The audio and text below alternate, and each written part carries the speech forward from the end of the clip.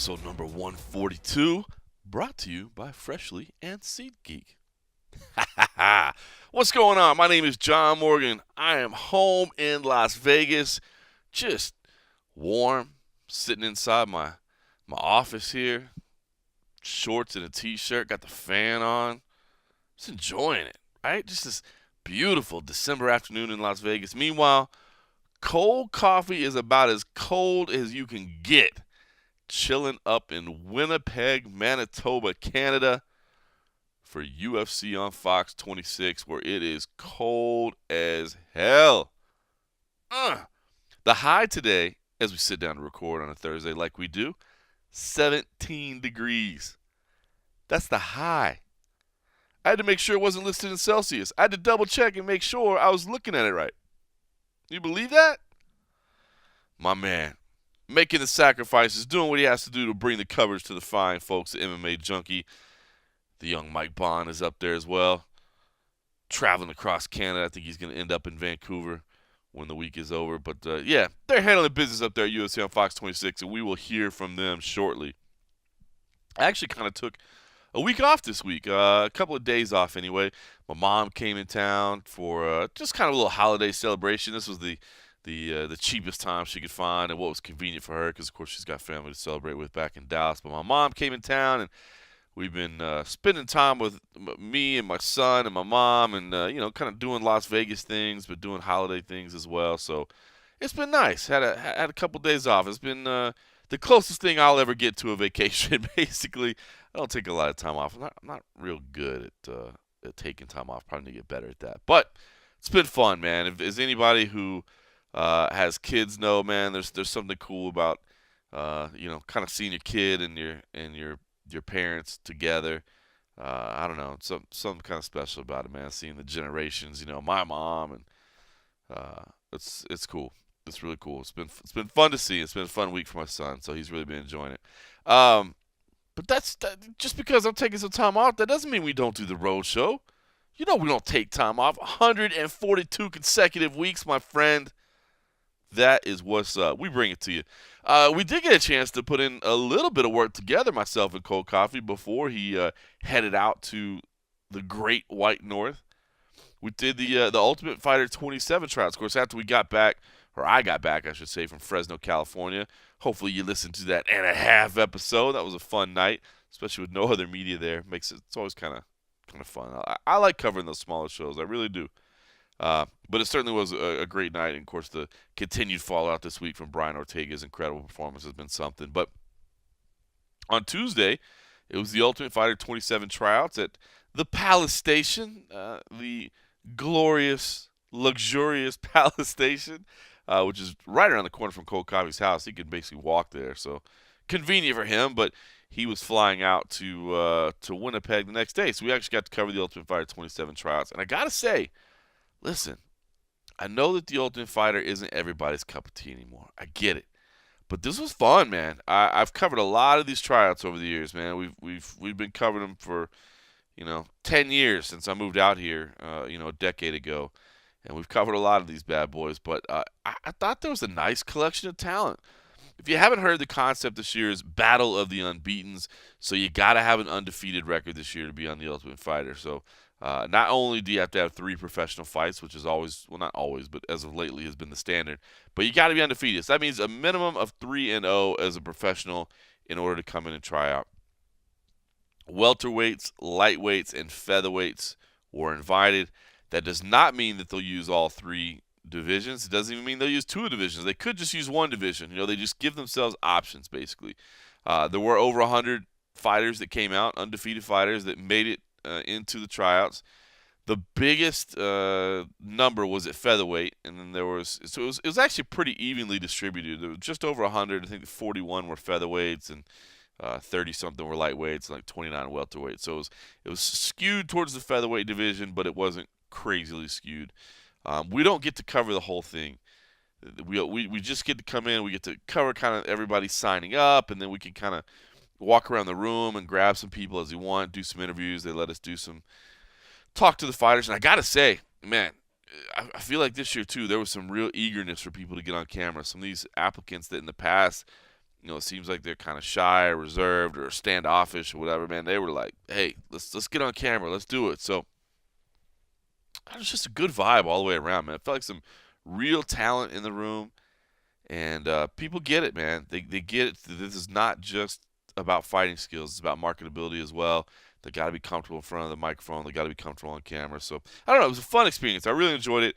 Don't know. Haven't heard much since as far as what they decided to do. Normally, you kind of start to hear a little bit of rumors of which way they're leaning. But ultimately, we'll see what decision they make. Filming is set to begin in early January, and then the show will debut later on this year. I don't know. I get it that people are tired of The Ultimate Fighter. I really do. I totally understand. And if you're not watching it, it's not for you anymore. Cool. But I really don't understand the whole push to get rid of The Ultimate Fighter. You talk to these fighters, and it's a dream scenario for them. It's an opportunity for these fighters to make their way into the UFC. And, there's other ways now. You got the Contender Series. You got looking for a fight. Of course, the biggest way is just always keep your ass in shape and be ready to step in on late notice. I mean, that's the easiest way, it seems to me. But this is a great way to get in as well. And in some ways it's better. In some ways it's the most preferable way. Now, it kind of sucks that you got to spend 6 weeks away from home, isolated. It's such a tough experience, and people will tell you how difficult it is. But if you do make it on, and if you do happen to make it to the UFC, I mean, yes, I get it. The audiences are dwindling to a bit. But you're getting seen by people. You're getting seen by people. You're getting to show your brand both as a fighter and as a person, and there's a connection to you. And I think that's what it's all about, is making that connection. You come in as a late replacement. Nobody's ever heard of you. How much interest is there? How much interest is there in your fight? And that's ultimately what you want, right? I mean, people are always talking about better fighter pay, more money. Well, how do you get better fighter pay, more money? You have public interest. This is a business. You have to sell tickets. You have to sell merchandise. You have to have people that want to come watch you fight. When people say, oh, I can't believe it, you only get $10,000 a show and $10,000 to win as an entry-level fighter. I mean, I get it. I would love for everybody to make more money. I would love for everybody to make more money. But look at it from the UFC's perspective. The opening fighter of the night, are they selling $20,000 worth of tickets? I don't know. I don't think so. I don't think so. So, anyway, I just say that I think the Ultimate Fighter still has a place, even though I know people hate it and people want to take it out back and give it the old Yeller treatment behind the barn. I think it still has a place. Now, we'll see. The new TV deal, maybe the new TV partners don't want it. Maybe they're not interested in it. Maybe they're not interested in the product and it goes away. But for now, you still see people that are interested. So, listen, I thought it was a good collection of talent. Just a little bit we got to see. There were quite a few people that were the real deal. And I think, that undefeated record thing, that probably had a lot to do with it. And I guess that's, just one season and maybe it's kind of shticky or whatever, but I liked it. I liked the idea, at least from what I saw. So didn't hear anything about coaches, basically just hearing different scenarios bandied about. But man, can I be honest and say I like the idea of Tyron Woodley and Colby Covington on there? I know a lot of people might not be on that Colby Covington train. I know a lot of people are annoyed by him, but tell me that wouldn't make some good TV. And I'm not about the drama. I'm not all about the drama. I'm not. I'm about the fights. That's what matters at the end of the day. But, you got Woodley who's hurt. He's got this shoulder procedure that he's going to go through. So he's not going to be fighting anytime soon. GSP, with his situation, it's not like GSP's dropping down to welterweight anytime soon to challenge for that title. So I don't think you'd be screwing any divisions up by bringing those two guys on there. And I'm telling you, I think it would make for good TV. You tell me Colby Covington wouldn't annoy the hell out of Tyron Woodley over time? Oh, man. And then you add quality fights to that? I'm down. Again, I haven't heard that that's the way they're going, but I like the idea if they're thinking about doing it. All right, you know what else I'm down for? You know what it is. Freshly.com, meal delivery service. Listen. By now you've heard about it, right? I mean, it's the best thing on the market. You get weekly prepared meals delivered to you fresh, never frozen, cooked by chefs straight to your door. All you got to do is heat them up. 3 minutes flat, you're eating. You're grubbing. It's always fresh, never frozen, 100% all natural, no artificial flavors, preservatives, no refined sugars, no gluten. It's good stuff for you, man. And it tastes good. I'm telling you right now. Chicken parmesan, buffalo chicken. I've been tearing that up. My wife, she liked this turkey shepherd's pie. She never had a shepherd's pie in her life. She liked it. She's been crushing the chicken tikka masala as well. It's good stuff, man. They got good meals. And, if you've been thinking about pulling the trigger, do it. I don't know how much longer they're going to give us this promo code, but all you got to do is go to freshly.com, type in the promo code ROADSHOW. That's all one word, ROADSHOW. They're going to give you $40 off your first 2 deliveries. That's $20 off a week for your first 2 deliveries. If you want to get the 6-meal plan, that's their most popular. That means it's only $39 a week for the first 2 weeks. I'm telling you, if you're thinking about pulling the trigger, maybe it's, New Year's resolution time or whatever, this is what's up. It's going to save you time. No shopping, no chopping, no cleanup, no none of that. It's easy. I'm just telling you, if you've been thinking about it, if you've been on the fence, pull the trigger, my friends. It's worth it. All right, here's what else we did at the Ultimate Fighter tryouts. We caught up with our man, the Black Beast, Derrick Lewis.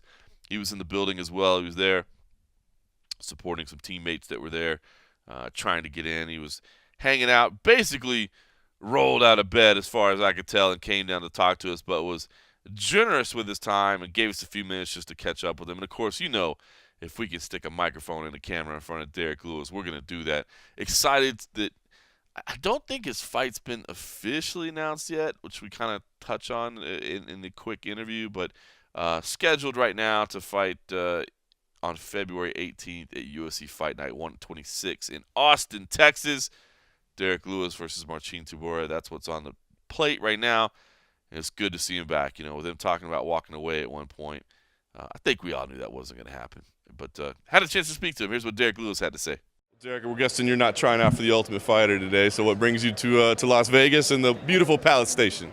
I'll probably try out for the Ultimate Fighter in a few years. If I get cut, I'll try out for the Ultimate Fighter then, maybe. Getting ready for the comeback season at some point? Yeah, for sure. Well, right now I'm feeling pretty good. My back is good. It's been like 6 days and counting that I had no back issues at all.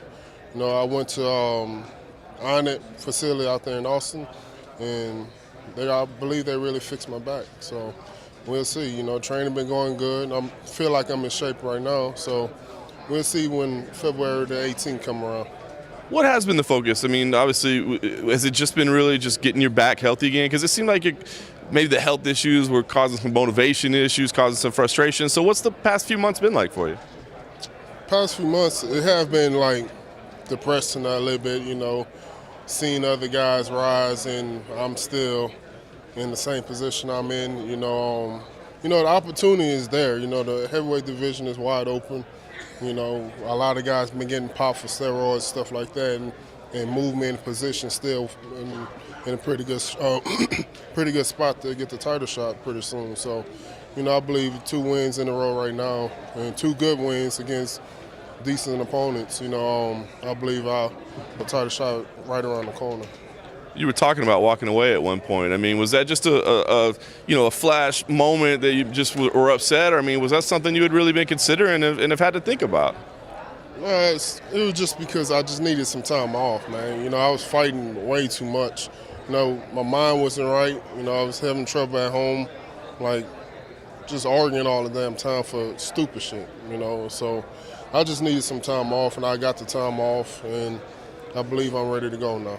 Nice. So the head's in a good place. So it started out with the mental game more than the physical game. Yeah, for sure. I believe like all the time it's 80% mental than like 20% physical. I say that all the time. It's true. Yeah. What is the update on the back? I mean, did you have to do any therapy or rehab, or obviously not surgery? Didn't sound like, but what is the update? Yeah, I've been doing therapy, rehab, or what. I've been really just stretching out my back. They say it's mostly muscle tissue.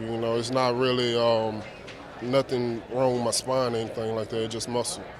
So just tell me I need to stretch, put my legs behind my head, stuff like that. And it's been pretty good. My wife we're trying different moves in the bedroom. So yeah, I appreciate them for doing that. Yeah. That helps the family life too, right?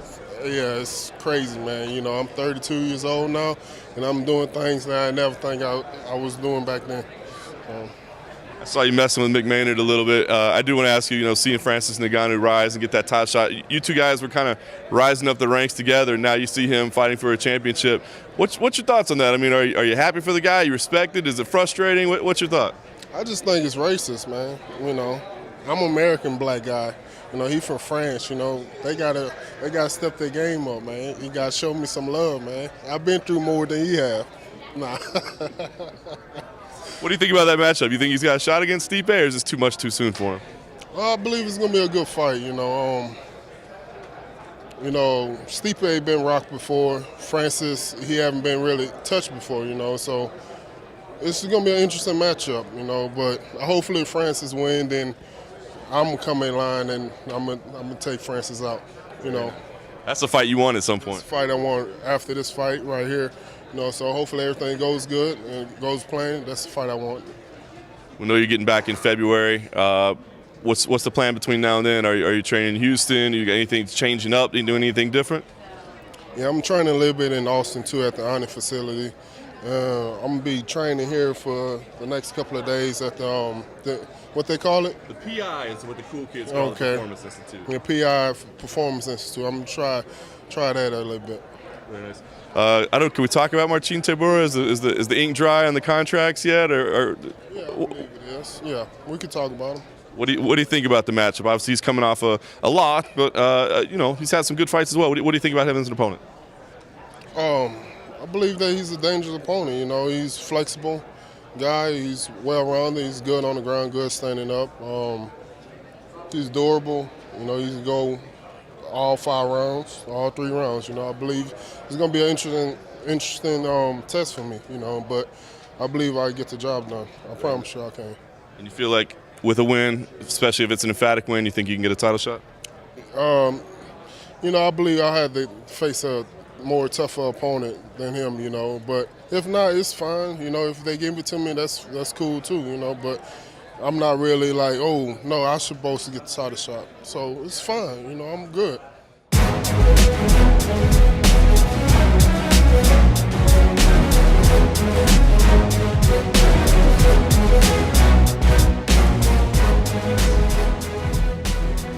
So Derrick Lewis talking about just needing a little time off. I think we all knew that.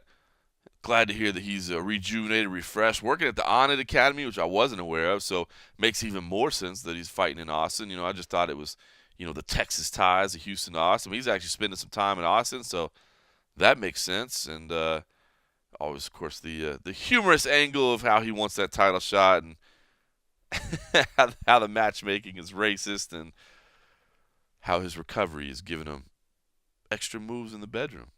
That'll make sure you're not fighting with the lady. All right, well, that was about the extent of my work week, to be honest with you. I came home from Fresno. I had one day of work and then did the Ultimate Fighter tryouts, and that was pretty much it. The rest of it, I've been kind of hanging out, enjoying a few days with my family, which has been phenomenal. But the MMA world goes on. It carries on, and there was something else that happened this week. Down in Los Angeles, Bellator held a luncheon down there, where they brought out the first 2 heavyweight participants in the Grand Prix. Of course, it was finalized this week. Actually, I'm kind of bummed about this, but it is what I'm excited for I'm excited that we got you covered coast to coast is what I'm excited for. But I will not be at UFC 220 in Boston, which I'm a little bummed about because, of course, Stipe Miocic, Francis Ngannou, who doesn't want to see that fight? Good Lord, that's going to be fun.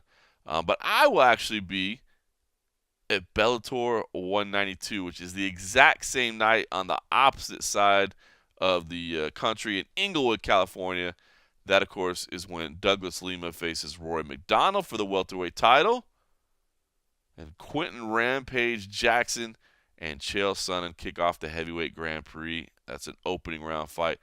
Michael Chandler versus Goiti Yamauchi's on that card as well. That's a pretty good little fight there. Conor Gracie makes his MMA debut as well. So, listen, there's some interesting things there. Am I bummed I'm missing Miocic versus Ngannou? I am. But Cold Coffee will be there. So the MMA Roadshow will be covering you coast to coast. And, of course, MMA Junkie will be covering you coast to coast. Matt Erickson will be out there as well. So that is going to be a busy, busy, busy week of mixed martial arts action. I was actually joking with some of the Bellator PR staff. I'm like, if you've got some bad news to drop, that's the week to drop it. Because it's going to get covered up quickly with all the news that's going to be coming out. So anyway, they had a luncheon. Rampage Jackson and Chael Sonnen were the featured participants of this. Chael, what I figured, here's what I thought. Chael's got his own podcast. Chael gets an opportunity to be on microphone a lot, right? So he had some great things to say. As always, if you want to go check it out, just go to the MMA Junkie YouTube channel, and you will find the full scrum right there for Chael Sonnen, and you can watch it. But what I thought was, for the Roadshow listeners, you probably want to hear Quinton Rampage Jackson, right? He's the one you don't get to hear from very often, and I thought he was in pretty good spirits. Now, I was not there. Our man Dave Mandel, a longtime Sherdog employee who unfortunately was laid off earlier this year. We've been trying to use him whenever we can because he is a talented photographer and videographer. He was there for us, so he actually was able to listen in and record all this for us, and much thanks to him. Simon Simano, our LA-based editor, was there as well. But I have to say, the heavy lifting in the scrum was going to Scott Peterson of MMA Weekly. Old school MMA Weekly crew. And you'll hear Mark Raymonde's voice as well pipe in with a couple questions. But I thought you guys want to hear this. Quinton Rampage Jackson. So Chael said that it's kind of fuck Chael. What the fuck he say? Fuck Chael. He said you're being cordial. Oh, okay. He's cool then. So, is it different fighting somebody in the tournament once again, Pride style, and being the not going after each other? Is this really Pride style? I don't know. It's as close as you're going to get. As close as I'm going to get, huh? Well, what's your question? Let me get this right. You guys are being cordial. Oh yeah, I think it's down to Chael and I. We're like we're veterans in the game now, and you know what I'm saying. You know, we've been professional. Chael has good energy, and I like that. When you get around a fighter that you want to fight, for me, it's all about their energy because to me, you know, it don't matter. I fought people that I love, and I fought people that I dislike.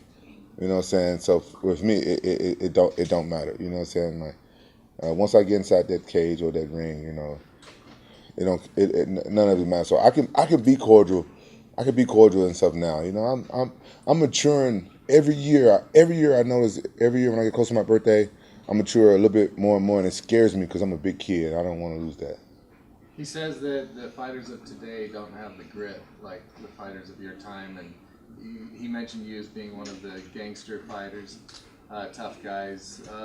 Do you see that in the sport today? I agree with him 100%. And that's what I've been complaining about for so long. I feel like a lot of the new fighters are like game planning a little bit too much, and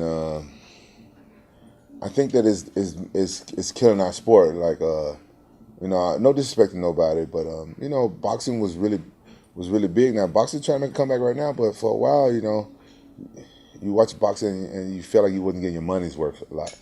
And so I think MMA can you know, since it evolves so fast, it can go that way. But I honestly think that's down to the American fans, because you know, if you guys think about it, I come from fighting in Japan to where like in Japan, like it don't matter if you win or lose, as long as you fought with like the warrior spirit, you was respected. But in America, you know what I'm saying, you got a lot of fair weather fans. People be cheering for you hard, and the next, as soon as you lose a fight, you all type of bums, and they talk bad about you. Then they come on your social media and give you a lot of slack. And so you know, fighters, we're humans just like everybody else, and on a subconscious level, you know what I'm saying, you know that's going to kind of happen, especially with how popular and social media is with all the keyboard warriors.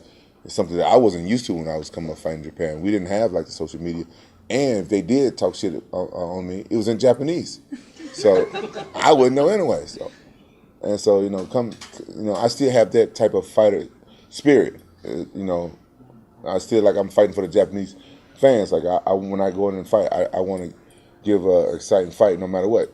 I risk losing all the time just to excite the fans. But in America, like the fighters, they're like game planning, and they scared to make mistakes. Everything's super methodical, and then they fight just to win. They don't fight to entertain that much, and it's making for boring fights a lot. Do you feel like fans have turned on you, since your last fight? Oh yeah, fans. Oh yeah, fans turn on me whenever I lose a fight. Like even my last fight with King Mo, I thought that was like a really close fight. All my fights with King Mo was really close.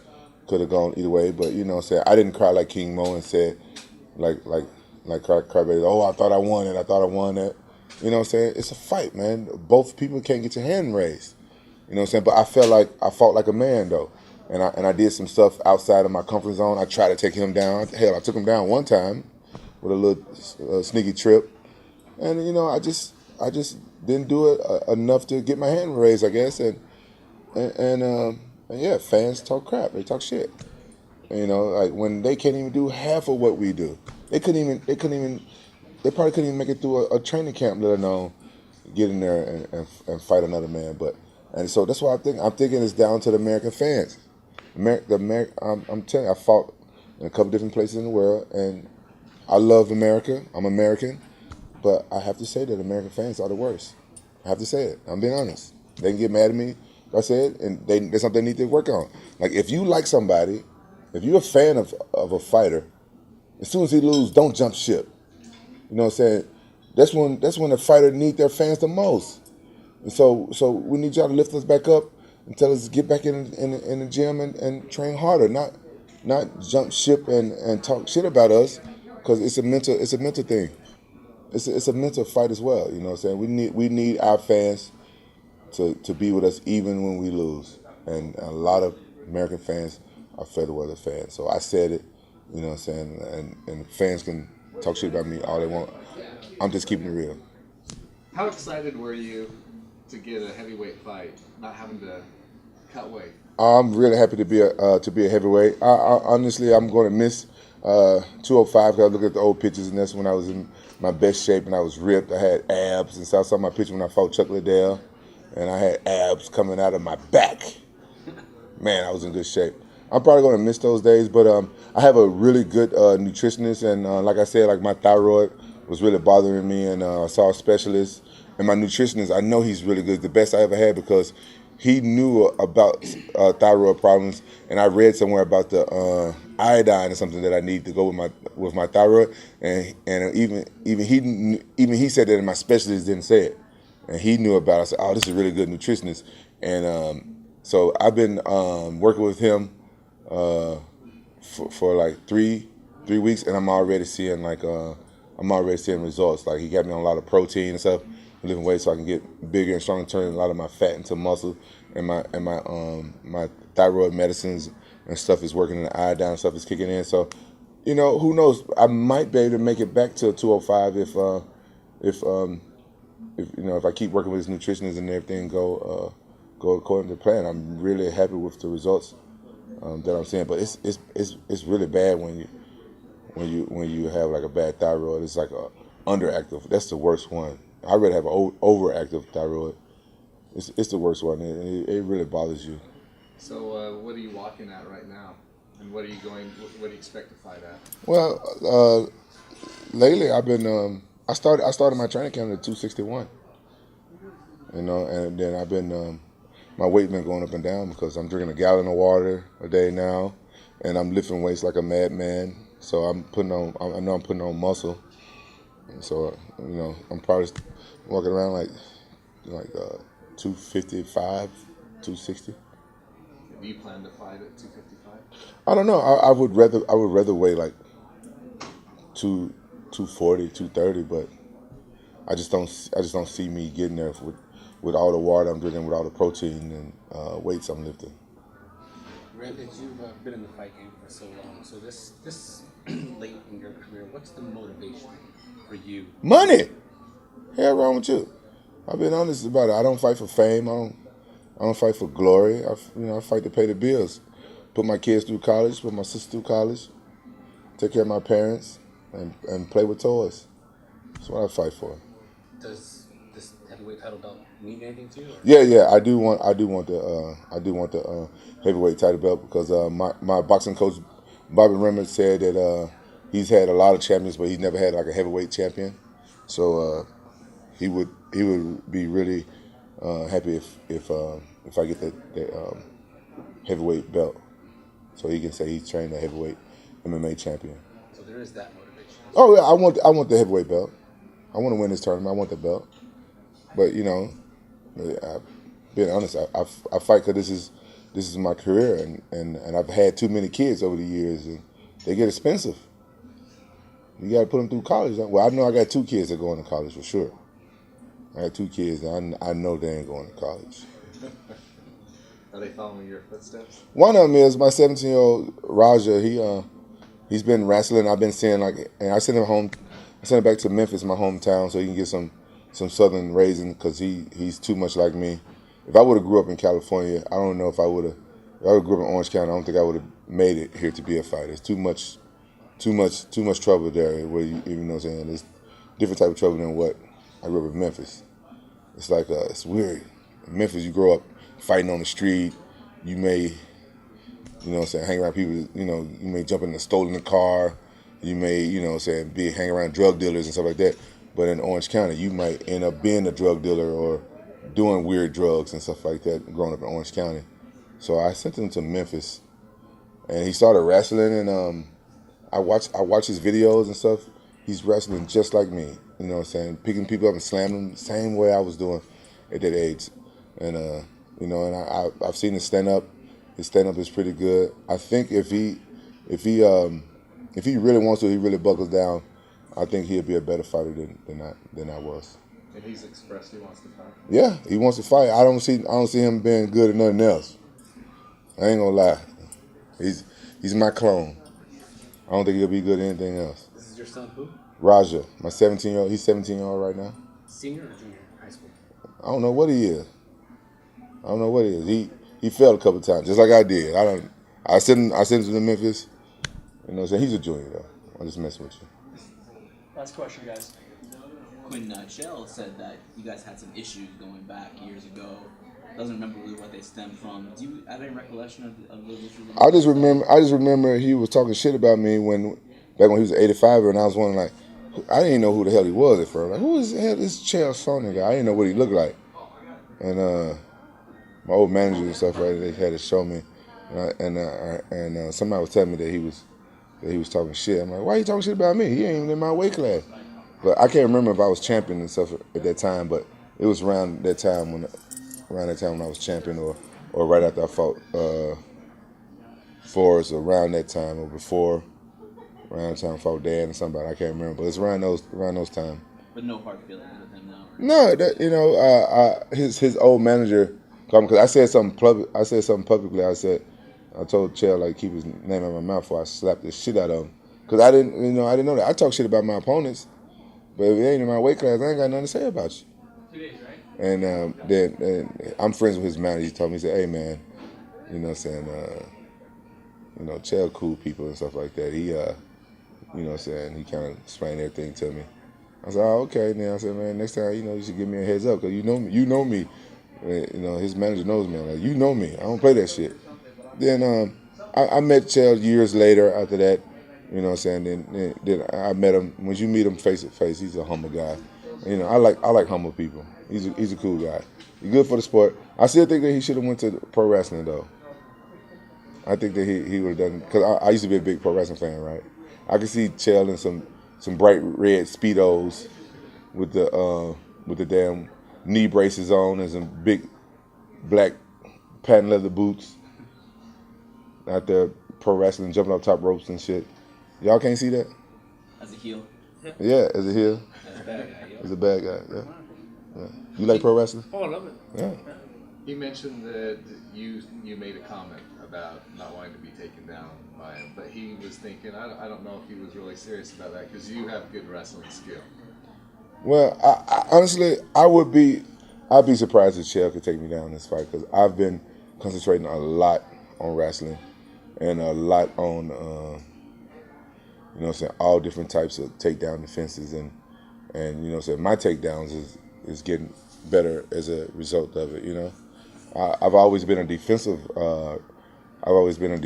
wrestler, but when I go into fights, I get so caught up in trying to knock people's head off that wrestling goes out the window when you throw punches and kicks and stuff into it. I haven't been kicking and stuff that much lately because of wrestlers, but when you trying to knock somebody's head off and they trying to take you down, it's it's kind of weird. So once you find that little happy medium, you can you can become a really good defensive wrestler in MMA. But sometimes I don't know. Sometimes I get it done, I get it right, and sometimes I don't. Like I remember when I fought Kevin Randleman, I was so worried about him taking me down. I just figured like if he took me down, it was going to be so hard to get back up because he was just really good at it, ground and pound and keep you on your back. And it takes so much energy to get up. So I was like, you know what? I just got to make sure he don't take me down. And that was one of my most proud moments fighting a wrestler because he couldn't take me down. And I trained really hard and I focused really hard on wrestling. So I took it back to there. And from here on out, any wrestler that I fight try to take me down, I'm going to make them pay. Because I'm sick and tired of fighting all these damn wrestlers. And the promoters, they must love it. They must love seeing me fight those stale-ass wrestling matches because they keep throwing wrestlers at me when why wouldn't they, throw strikers at me? But hey, so now, when I fight a wrestler, he try to take me down, I'm going to make him pay. Quinton, the UFC is doing a big event same day as this card. I'm not surprised. Chael said he's competitive and he wants to beat the UFC. He wants to go to beat the UFC that night. Do you care about that kind of thing? No. You want me to be honest? No, I don't care. I'm focusing on winning this tournament. I can't focus on everything. I can't focus on winning this tournament, beating the UFC, who getting red. I don't care. When I first came to Bellator, honestly, that was part of my plan. I left UFC because of that whole Reebok thing. They wouldn't let me wear Reebok back in the day and stuff like that. They kind of taking sponsors and stuff away from me. And I kind of told Bjorn, like, hey, I'm down, man. Put me on free TV whenever they have a UFC fight, and let's try to steal some of their numbers. I was in that mind frame back then, but I kind of got the short end of the stick of all that stuff because Bjorn, we all know what type of person he is. And so now right now I'm just focusing on winning this tournament. I really want that belt. And I want to, I want to be remembered as one of the most exciting fighters. And I want people like the ones that counted me out, like, to be like, damn, Rampage did that. He won that heavyweight tournament. So I can't focus on what UFC got going on. I don't give a fuck.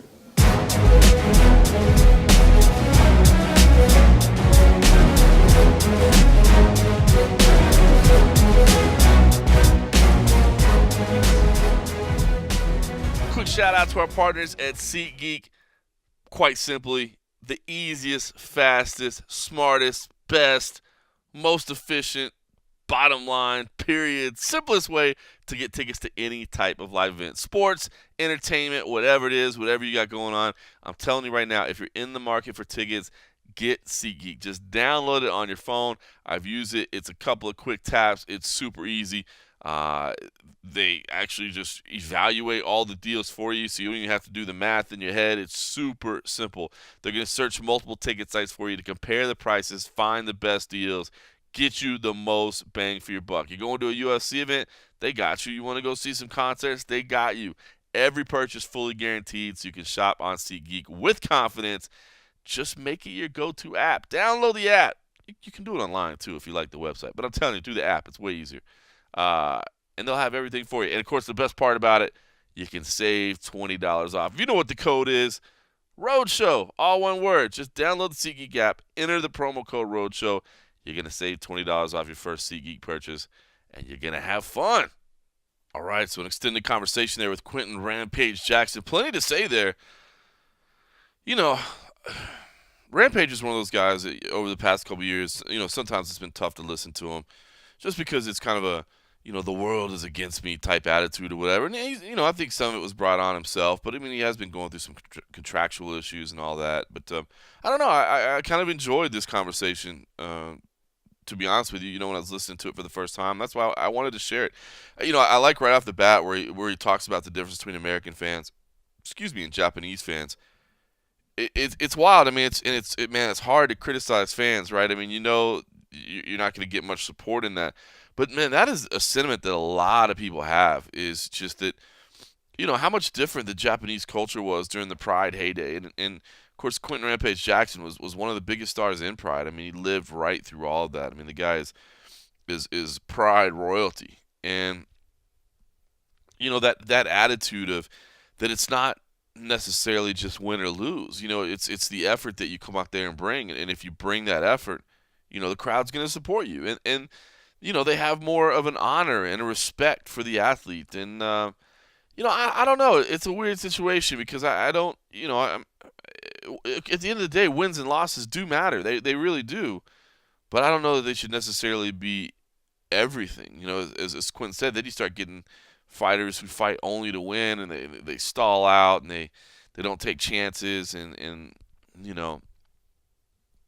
I don't think that just looking at somebody's record, wins or losses, is the proper way to evaluate, whether they're worth your time, worth your money, worth being on a show. I really don't. And, yeah, you can't go out and lose every time. You can't go out and lose every time and be like, well, the guy puts on a show every time. But I don't know. I wish there was, a better way. Good friend of the show, Alex Davis, has wanted to implement a system where, there's ratings for fights, basically. And fighters, not only do they get a win and loss record, but they basically get kind of a rating, a star rating, if you will, or whatever, of, how exciting they are. And that, is evaluated over the course of their career, and it goes with them as well. So, you can say, well, I've got a guy here that's 15-10, but he's always in, an average of a 4-star fight out of 5 or whatever. Whatever the case may be, there's some work that needs to be done to it, and we've talked about it, and he's actually run a piece on MMAjunkie about it. But of course, he also manages a lot of fighters, and he's back and forth between Brazil and the United States, and he's, doing a lot of different work, and it's hard to have that spare time to kind of work on pet projects or whatever. But there's something to be said for that, for sure. It's not just wins and losses sometimes. Quinton also says he's walking around at 255, 260 pounds. Listen, I know that this heavyweight tournament is going to get some criticism, and we'll have to see how it plays out, I guess, to see if it was, a mistake or a good thing. But listen, when I first heard the news and was first able to report the news, I'm down for it, man. I like the idea. Bellator's got to do what they got to do with what they have, and this to me is the greatest collection of talent and the best single reason for them to do something. I mean, to me, this is the best thing they could do. I think this is going to get a lot of attention over the course of a year. And I'm down for it. And is it a little bit of a freak show? Hell yes, it's a little bit of a freak show. But that's all right, man. I'll take a little bit of a freak show. I'm okay with this. I really am. I think it's going to be entertaining. Is it going to determine who the number one heavyweight in the world is? Absolutely not.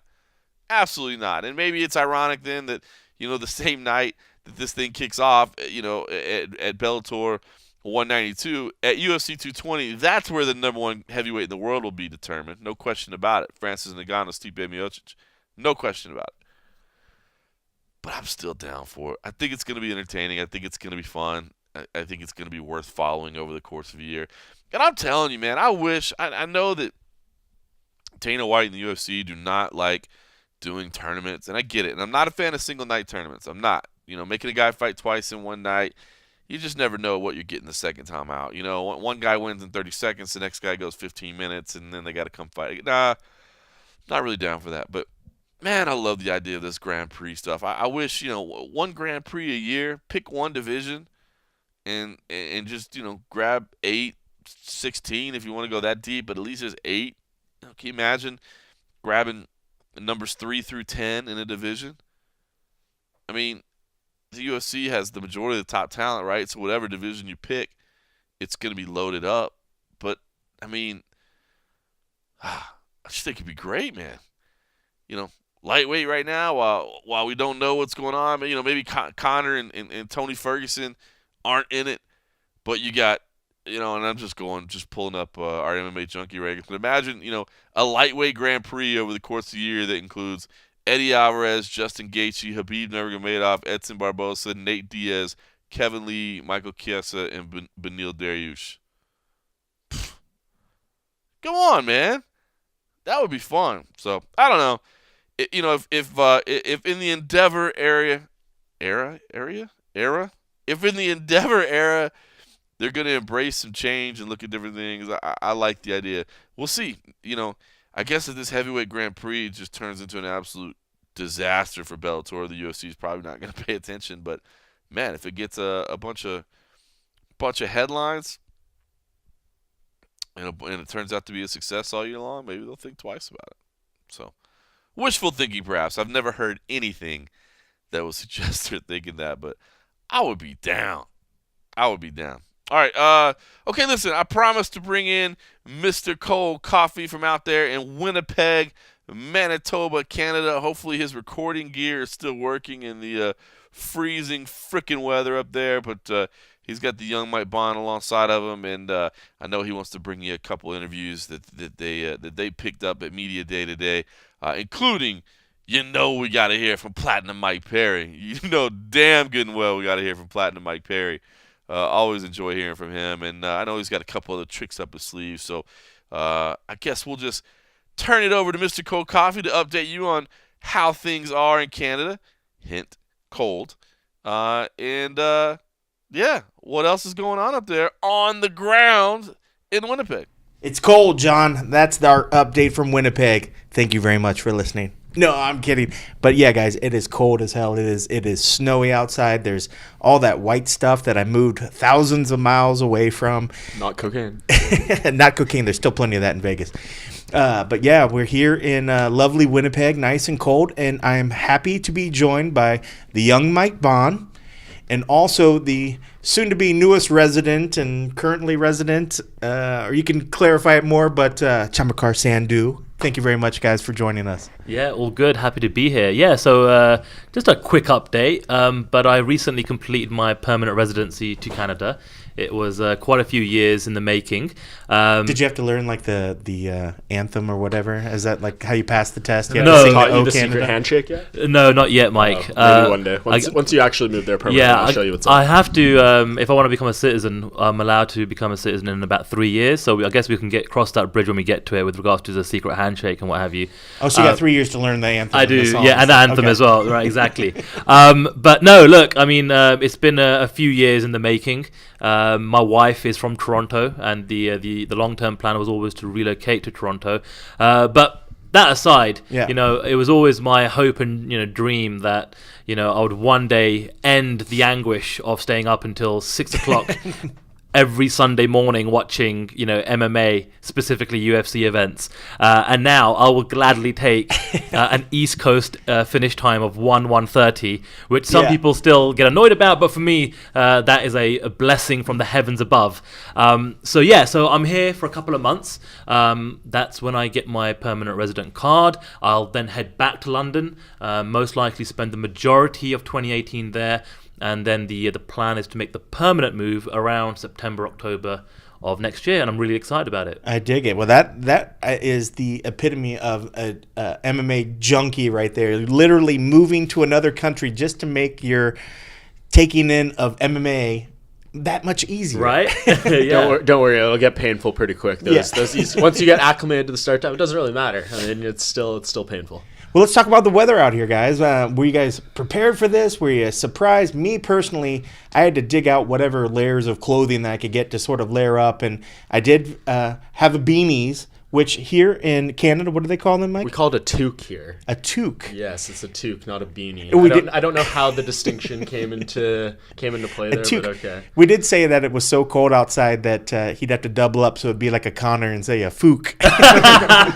A 2 and a 2 is a fook. My father-in-law was calling it a toque, and actually, for the very first time in my life, I had to buy a Parker jacket just for this trip and potentially the Boston trip, in January. Yeah. And all your days in Toronto. And all my days in Toronto, considering how cold it might get. So yeah, and like I've never had to, wear something so thick and padded and insulated in London. I mean, it gets cold during the winter in London, but not this cold.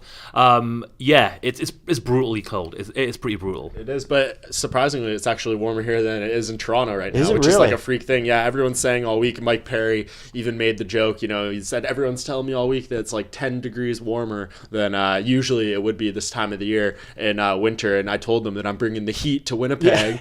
So classic Mike Perry, just tying it all together. But still, that's it's definitely a little warmer here. I thought it was going to be like minus 30-ish, which I don't know what that actually is in your guys' temperature. One. I think it's like 1, something like I that. don't know. But either way, it's cold. Whether it's minus 20 or minus 30, it's still cold as hell. So distinction without a difference. And I think the listeners should know that cold coffee, as me and Mike were entering his fine establishment, i.e. the room in the hotel, he had the bloody fan on.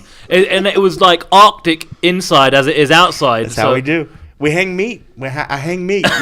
Morgan, I know every time he comes in, he's like, dude, are you serious? Like, you could hang meat in here and it wouldn't go bad. Kenny's meat locker. That's how we do it. And granted, the worst part is the hands for me outside. It's just so cold that I don't have gloves. Like, I have the beanies or the toques, but I don't have gloves. I haven't had to wear gloves in 7 years, So our fine friends at MMA Fighting went out and hit some stores, and the lovely Esther picked me up some gloves. So nice. I'm looking forward to tomorrow to get those gloves. But it didn't help just a second ago when we braved the cold streets to get us our frosty beverages for this taping. But that's what we do for our art. We will take the punishment.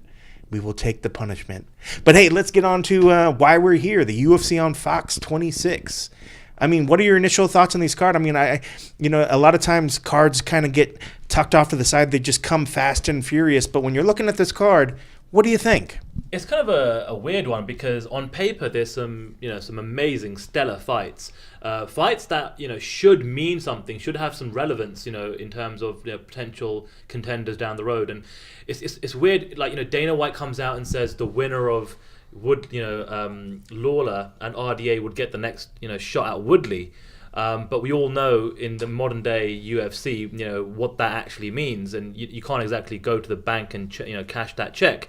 And speaking to RDA and Lawler today, they weren't exactly kind of giving or oozing the confidence that yes, I've got that in writing from the UFC that if I win on Saturday night, I'm going to go and get this title shot against Woodley. And then all of a sudden, Woodley's got now a shoulder injury. There's rumors of him potentially coaching tough opposite Colby Covington.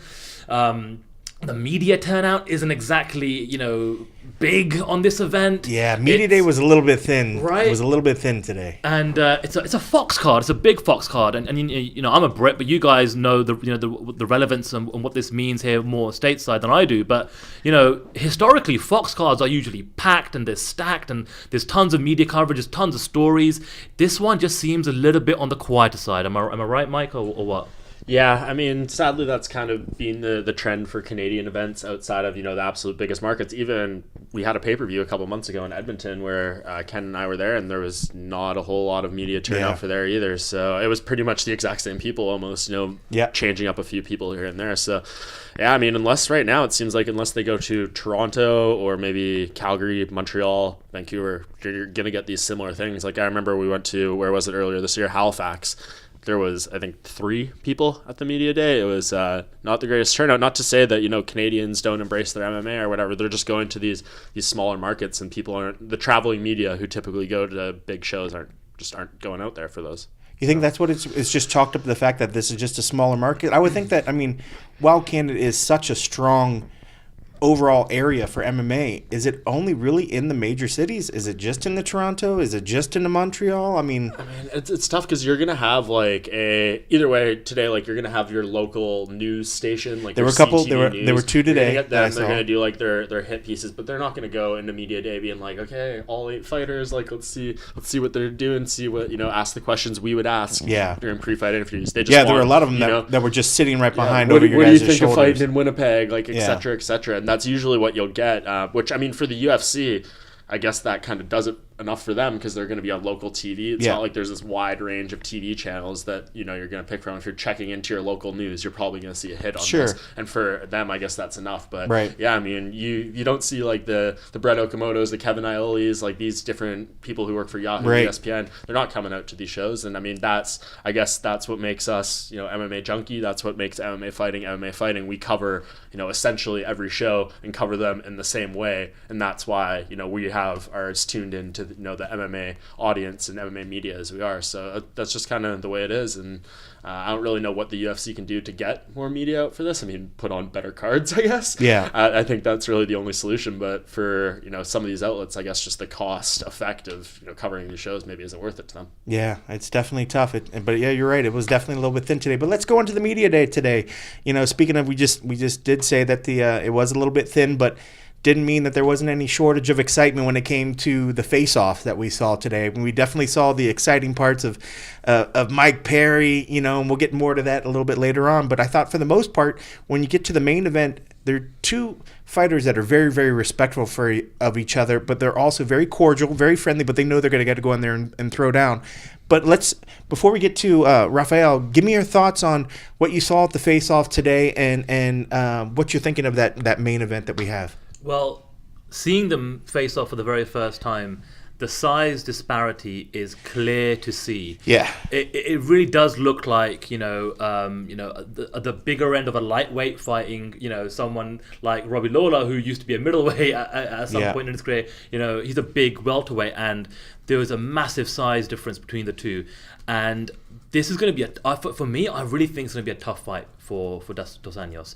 I don't think Lawler is that at the end of his career where he can't still put on some killer performances. I think he'll come out of the blocks fast.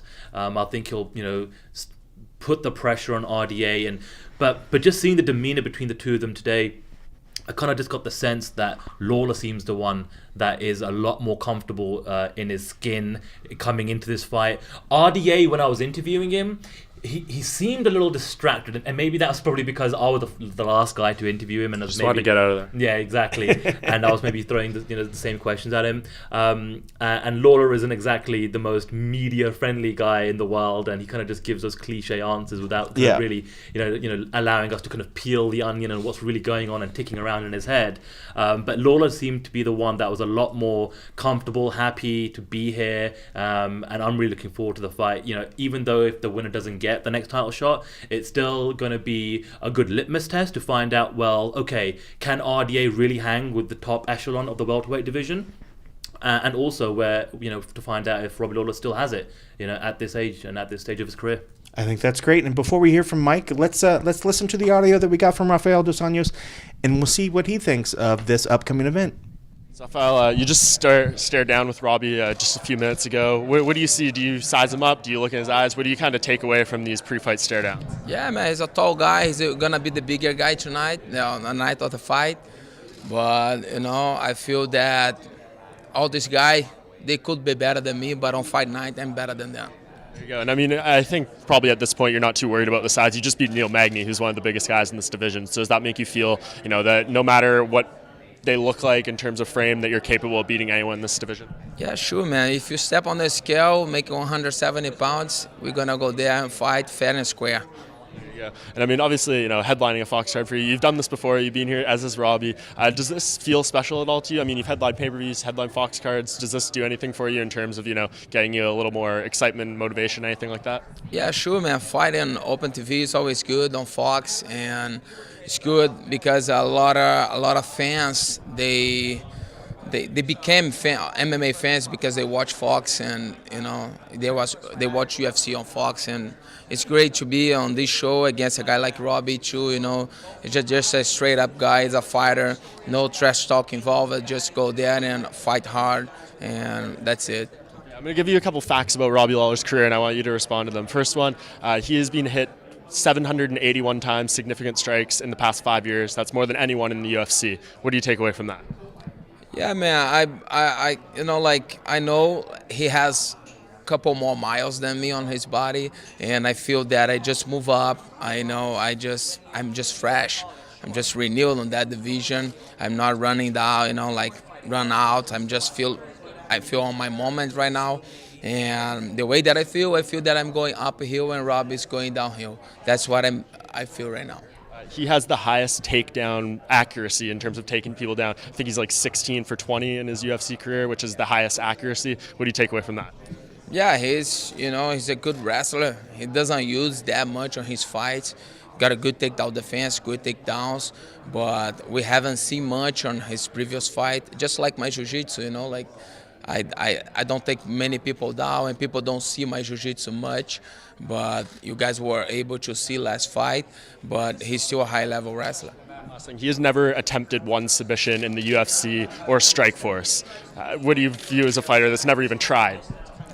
Yeah, I know, by watching his fights, I know, the way that he comes, he's gonna come strong on the first. He's gonna try to solve the puzzle to finish the problem fast. That's what I'm thinking. And he's a kind of guy that don't come to do an extra hour on the octagon. He just come to finish. But I'm gonna be able to capitalize that and take my time. And I think my speed, my conditioning, and my technique will be the key on that fight. Originally, Dana White said this was a title eliminator. Winner is getting the next title shot, Tyron Woodley. Tyron said yesterday he's planning on getting elbow surgery. And there's also rumors out there that he could be coaching the Ultimate Fighter against Colby Covington. Where do you stand right now? What happens to the winner of this fight? Are you going to get a title shot, or are you uncertain now? Yeah, I believe in what he said first, what Dana said first. But I'm really focused on Robbie right now, but of course, I have that picture on my mind, fighting for the belt, getting the belt. Of course, you have to visualize that, and I'm still competing because I'm thinking about the belt. I'm thinking about being a champion. By the time that I don't believe that I can make it anymore, I will stop. I will, retire. But as of now, I believe that I can do it, and we'll see. I believe in Dana's first answer that the winner will fight for the title, but let's see. Fox 100% on Saturday, get a great performance, and let's see what happens. And this is obviously an enormous platform, network television. Tyron is going to be in the house, doing the Fox desk. If you win, are you going to use that post-fight interview to maybe, send him a little message and try to push it yourself over the top? Yeah, of course. And my goal is fight for the title. My goal is to become two-division champion, and every goal that I set on my life, I accomplish, and I'm sure I'm going to accomplish that one too.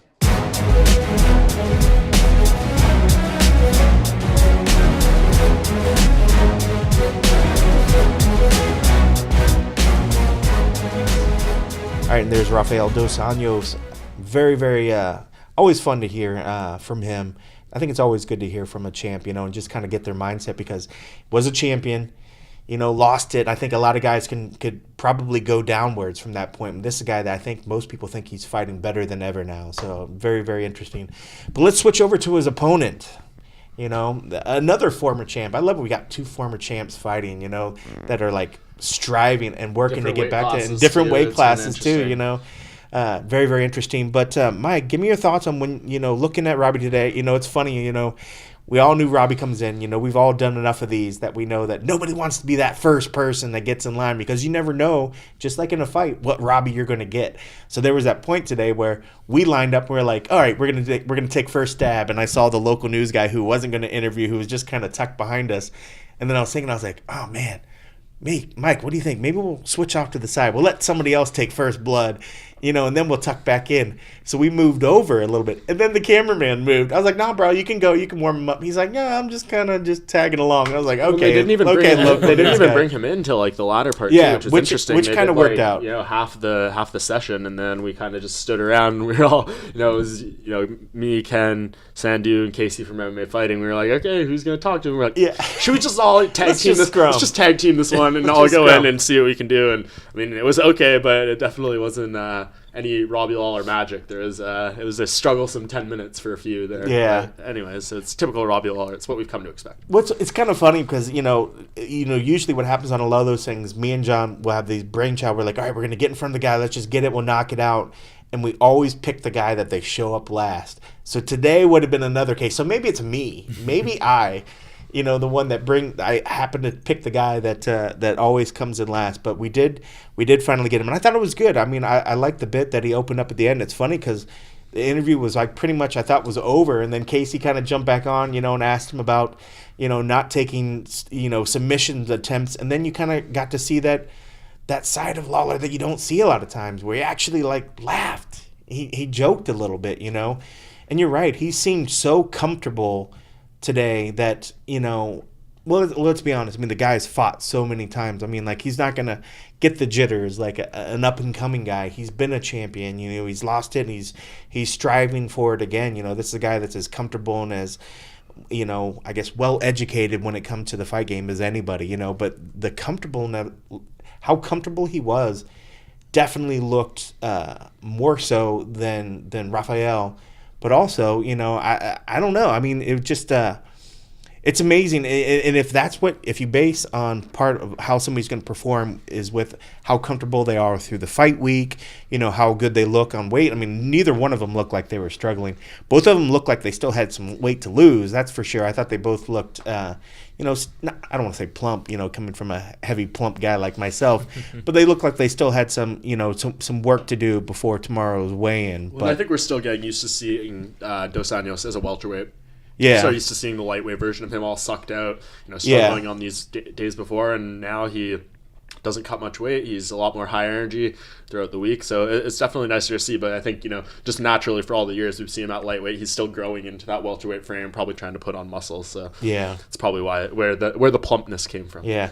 Well, we enjoyed the interview that we had with Robbie. So let's bring you a little bit of the interview that we got today from Robbie Lawler.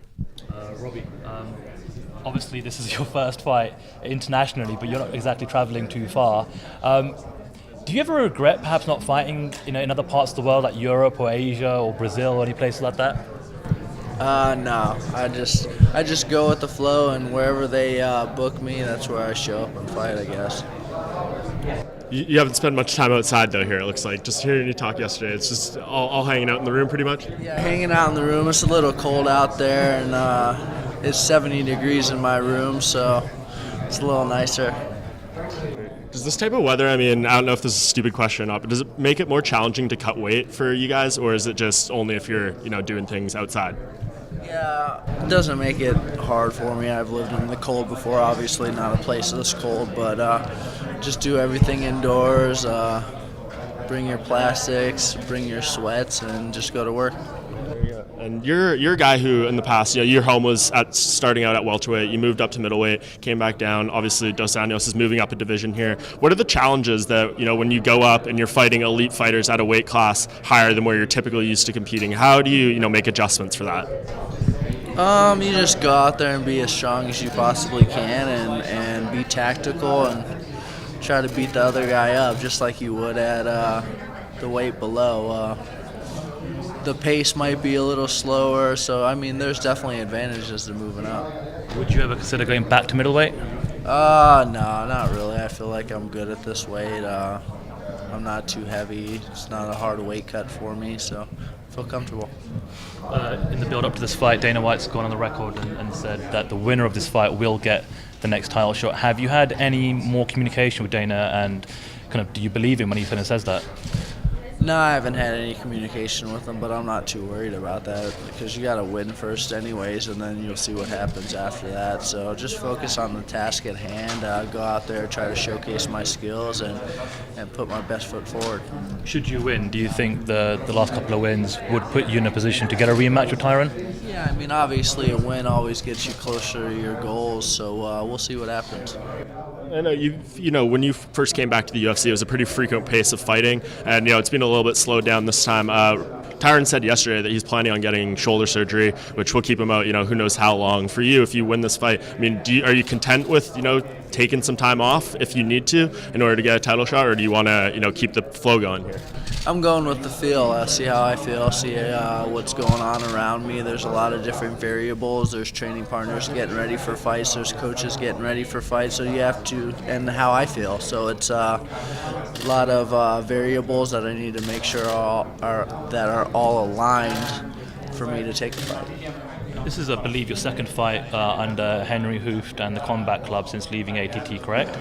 What have they given you, and what have you got there that perhaps you weren't getting before at ATT? No, I mean, really good. There's really good training partners everywhere I've gone. It's all about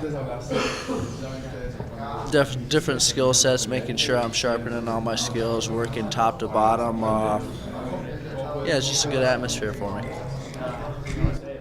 Since you fought Don Cerrone, earlier this year, he's lost a couple more in a row. Are you surprised to see him on this little skid right now that he's facing? I don't really pay much attention to everyone, and I'm not trying to be surprised or shocked by anything. I'm living my life, and they're doing their things, and we're just watching. Fox is obviously a massive platform, so you're in the main event, you're headlining. If things go your way, you win. Will you have something prepared or planned to say, using that platform to try and get that title shot against Tyron? I don't have anything planned to say. I'm just gonna go out there and be me like I always am, and that's it. Last thing, I mean, a little more fun question here, but it's the holidays, New Year's coming up, all that stuff. Do you make New Year's resolutions, whether it's, career-wise, personal-wise, family-wise, anything? Do you do that sort of thing or no? Not really. I just do those kinds of things every day, like things I want to change, how I want to improve, and just because it's a new year doesn't mean I should start something like. I'll just do that every day and every day of my life. If it happens in April, then do I have to wait until the 1st? So no, I don't do that. And after all these years, do you still enjoy doing the media? Oh, I love it. It's great. What's your favorite part about the media? Answering all these questions, light shining in your eyes, all the good stuff.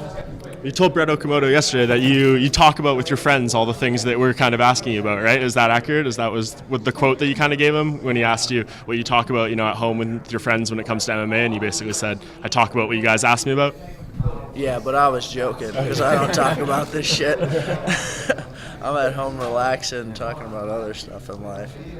Is part of that because I know, is this a job? And like a lot of people, when you don't want to take your job home. Is that part of it, or you need to compartmentalize your life a little bit, or maybe you just?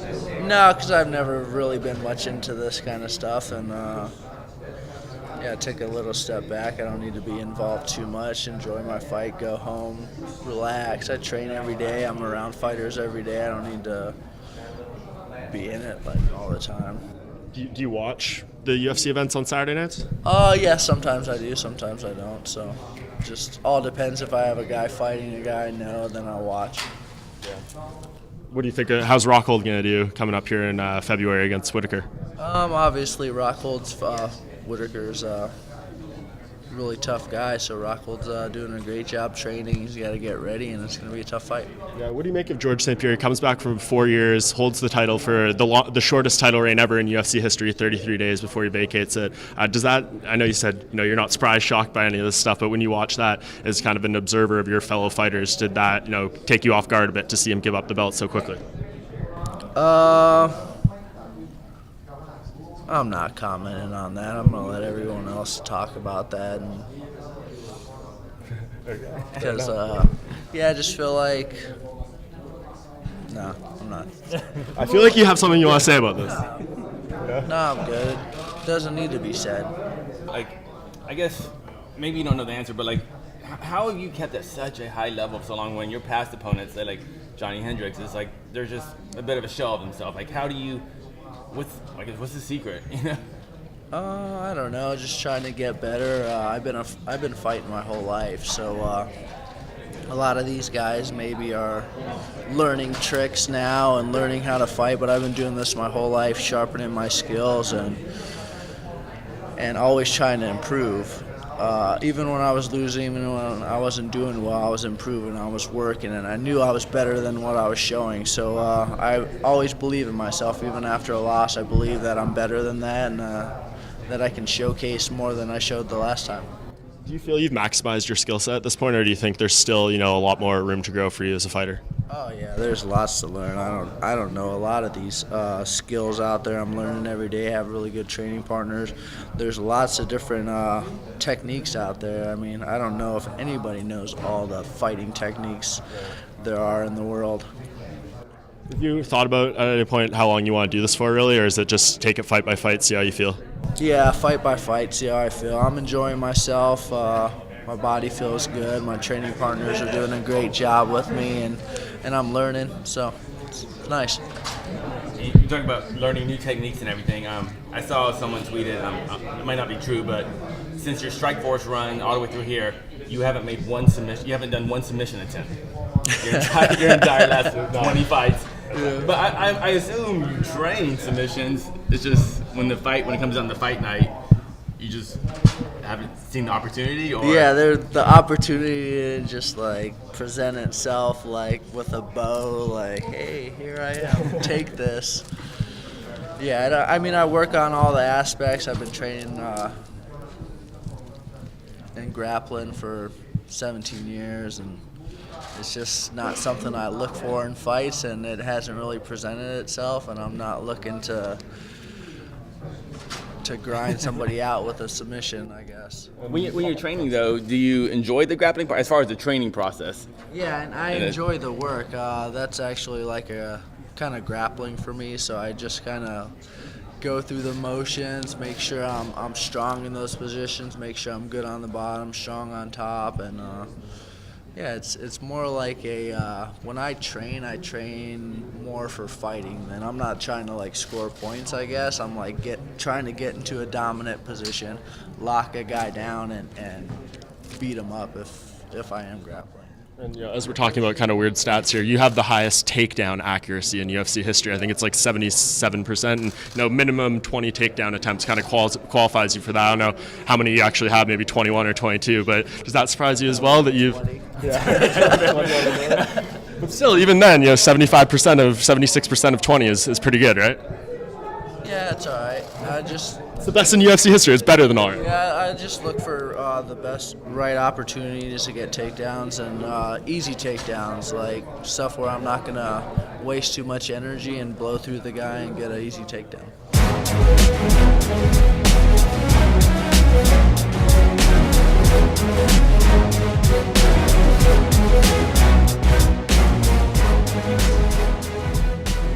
All right, there is the former champion, Robbie Lawler. Really looking forward to that fight, guys. I think it's going to be one hell of a fight. But speaking of fights that can be one hell of a fights, are there sleeper fights on this card? Are there other fights on this card that you guys are really looking forward to that maybe somebody doesn't know much about? Well, being a Brit, I've got to kind of highlight the Brits that are fighting on this card. And sometimes, I think we were talking about this yesterday, Mike.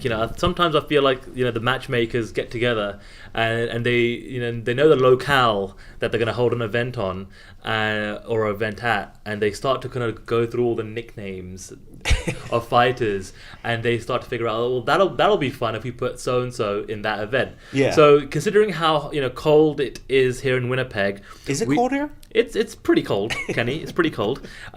We've got Danny Hot Chocolate Roberts fighting on this card.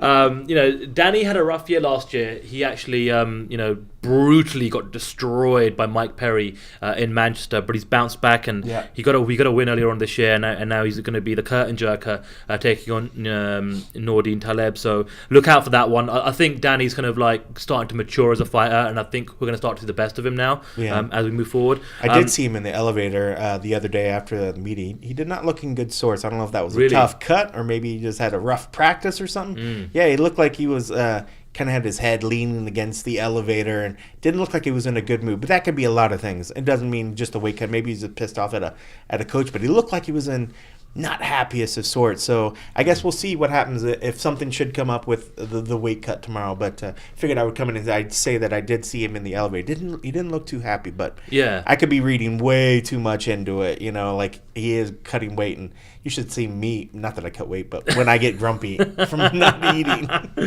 Well, look, we've got Danny Roberts, and we've also got Darren Stewart, who's taken on Julian Marquez. Danny Stewart coming in on very short notice. 35 days. Exactly. But, you know, he's a pretty comfortable middleweight, so I don't think he exactly had too much weight to cut. And given the fact that Darren Till was supposed to be a guest fighter, and I actually spoke to him a few days ago, and unfortunately he couldn't make it out due to some personal reasons. He wasn't going to go into details or elaborate any further, but it kept him back in England, and we just, you know, all of us... Darren Till! Yeah. If Morgan was here, he would burst. He would do the Glaswegian accent for Darren Till, the Scouser. And then we found out literally, I think a short while ago, we all got an email from the Fox Sports PR team that the luncheon tomorrow is cancelled, where Michael Bisping was supposed to be one of the featured guests there. That's true.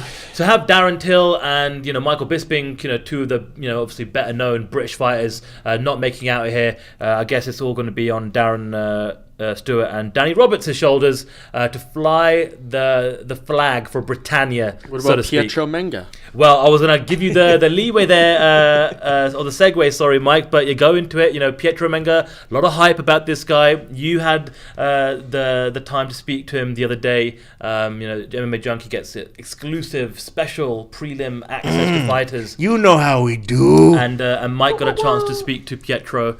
So you know, maybe give us your thoughts on, you know, what you took away from that conversation. Yeah, nice guy. Obviously a big opportunity, tough UFC debut to be fighting Tim Elliott on short notice. That's a tough one. Yeah, pretty interesting story for him though. I mean, he was saying that his plan as of 2 weeks ago was to fly to Vegas for the Ultimate Fighter tryouts, which I believe you and John Morgan attended the other day in Las Vegas, and he was the only media there besides Helen Yee. There you go, Helen Yee. Shoutouts. He's fighting at 125, but he's shoutouts. I see what you did there. He was intending to fight on the Ultimate Fighter at 145 because he is undefeated. I believe he's 13-0, so he would have qualified for that season, and now he's fighting at 125. 13-0? Yeah, 13-0. Oh, yeah. He was going to be fighting 2 weight classes above where he naturally competes. He was going to try out at featherweight, and he's a flyweight. But yeah, he said, you know, asking him, obviously he prefers this avenue, not having to live in a house for 6 weeks, not having to come in on the tough contract, all these different things. This is a better situation for him. So, you know, win or lose, we'll see what happens. As we said, Tim Elliott, super tough entry fight, but he's got his place on the UFC roster now. I'm sure, you know, he feels he's going to win this fight. He called Tim Elliott's style unwatchable. He said he hates the sloppiness. MMA is about, you know, clean technique. Tim Elliott's the antithesis of that. He doesn't like it, and he's going to expose him and teach him a lesson. All these things, but he feels that his real UFC debut is going to come at the UFC event in London in March. That's a card he wants on. He wants to get, you know, a big fight there, and I think win or lose, he probably gets a spot there, but he feels that he's going to get a win here, and then everyone's going to know him going into a fight in London where he's going to be celebrated for being a Brit. Wow, fireworks. That just sold me on the fight. Now I really want to. I mean, I've always been a fan of Tim Elliott's fights anyways, like, even though maybe it's not the perfect, you know, version of MMA, like, you know, like he says, Tim Elliott is always fun to watch. So that's, now I'm even more excited. But it's funny you say about I was thinking about the 13-0, 12-0, whatever. The requirements for the tough was 3-0. But there were a lot of cats that were there. Well, not a lot, but I heard that there were some people that were 2-0-1. So they were undefeated, but they had 3 fights. So, yeah, I mean, that's kind of, is that scraping the bottom of the barrel a little bit? You know, they're already starting to reach out and like, oh, yeah, you want to be undefeated. But now you're like, you're threading the, you're threading the line really, really close there. I mean, it's a challenge because I think it makes sense going for the undefeated thing because look what just happened at this past season of Ultimate Fighter. Our championship fight was supposed to be a 4-2 fighter versus a 3-2 fighter, something like that. Yeah. And then obviously, Sijara Eubanks pulled out, but either way, I think they want to avoid that again. I mean, and on the Ultimate Fighter, it's just so tough because you're already scraping the bottom of the barrel. This is season 27. I've had so many people on this. And then we have Dana White's Contender Series. We have Dana White looking for a fight. Like, there's so many ways to get into the UFC now. Short notice fight. There's putting on so many fight cards. If you're a good guy with a good agent that has, or a good manager that has a good relationship with the UFC or matchmakers, you don't need to go through the Ultimate Fighter. Yeah. So, and why put yourself through that stress? Yes, you'll be on TV, all these things, but look at this season we just had. It was a championship belt on the line. It was the lowest ratings ever for Fox That's Sports. true. So, what's really the upside of going on that show anymore? I can't really say. So, I understand why these people would try out, but 2-0, 2-1, 2-0 guys. I expect that's what's going to come out, but I'm sure hopefully they can find a gem. I mean, Pietro Manga, he seems like a guy that could be interesting if he went on that show. Who knows what would happen, but he's in the UFC now. Well, I know you watched the season really closely because you did a lot of the recaps. Every season since season 18, right? baby, every episode. So had it Check been those recaps on MMAjunkie. So had it been the matchup that it was supposed to be with Sijara and Nico, who do you think Sijara would have took it? Man, she was looking real scary. She was on looking that show. real She's scary. just so big for 125, which obviously she couldn't make the weight. So and she's just so powerful. Her frame is just enormous. I mean, it's hard to say because obviously Roxanne is such a completely different style, but Sijara seems really legit. I mean, her power is there. Her striking is good. She's a black belt in jiu-jitsu. She's extremely difficult to take down just because she's so strong for the weight class. So, if she can get her situation and her life sorted and everything and make that 125 cut healthily, she's going to be a force to be reckoned with in that division. If they fought, tomorrow and she made the weight, I'd probably pick her to beat Nico. I agree. After seeing what Nico did to Roxanne. I agree. And all right, so before we close on out here and get to it, my favorite part of today, outside of the face-offs, was Mike Perry going up there and getting in the face of Santiago Ponzinibbio. That was outrageous. I mean, did you guys expect it? I mean, I expected him to kind of puff up a little bit and do whatever, but before he even got onto the stage, he was already starting to jaw. I mean, did you guys expect that to happen? I totally forgot for a split second that we had Mike Perry on this card. We were literally How dare you? We were literally running from the first portion of the interviews. Yeah, I guess we should break that down. The interviews were split up into two halves. So they brought in the first four fighters, and then they brought the opponents came out, and then they did the square off, and then they brought the other four fighters. So that's what he means by the fact that who was coming up on deck. So. Right, and so today it was my first kind of gig working for MMA India, and I was the videographer. I was gonna say, I don't think we said the name earlier, but I didn't know if we could say what the name was. Oh no, that's fine. Yeah, so I've got this gig. It's a trial gig for a couple of events, Winnipeg and UFC 219. I'm just doing some video and social media work for MMAindia.com, and we'll find out if it leads to something more substantial in 2018. But I was kind of essentially doing your job, Kenny. I was kind of shooting, and I was just trying to make sure everything was shot right and set right, and the audio was good, and the framing and all that kind of stuff. And then so I was doing all of that, and all of a sudden it was right, okay, the final interview's done from that first half of the main card fighters. Right. Rush over, and then you got to now see all the face-offs, and I'm trying to figure out how I'm gonna best be able to get a situation to film it. And there was no time to do it. They literally was brought within up, seconds. I barely hit record, and I think I was in focus finally from when they got there. But I know my headroom was all crazy. But I was just like, "What is going on?" I was like, "You literally." Normally they give us a moment to kind of get set, right? Because I'm White, everyone good, everybody good. That didn't happen today. They went guns ablaze, and so I could feel your pain with trying to rush over there, and then still trying to figure the whole thing out, and then all of a sudden, here the guys come. Yeah, and so they come, and all of a sudden Mike Perry starts jawing and he is so loud, and there's a very small intimate setting there, a really small room, not much media, there's no fans, it's not a public a workout or anything like that whatsoever. Right. And I think Santiago Ponzinibbio was a little bit taken back by it, but at the same time he's looking really cool. He's wearing a slick blazer and chain and shades, so he's got that whole new personality gimmick that he's pushing to the forefront. He's trying to laugh it off. But this is what we kind of expect from Mike Perry now. You know, Yeah. he really does come and he will get in your face and he will push his personality out there. He will say what's on his mind, and he will do whatever it takes to try and get under your skin, because this is the fight before the fight. And honestly, it was the biggest takeaway from the face-offs today. That's the one that everyone was commenting on. That's the one that everybody was watching. Some people may find it a little cringy, but for me, I love it. If that's the kind of personality Mike Perry wants to put out there, it's getting him clicks, it's getting him views, it's getting his kind of persona out there a little bit more. So I'm all for it.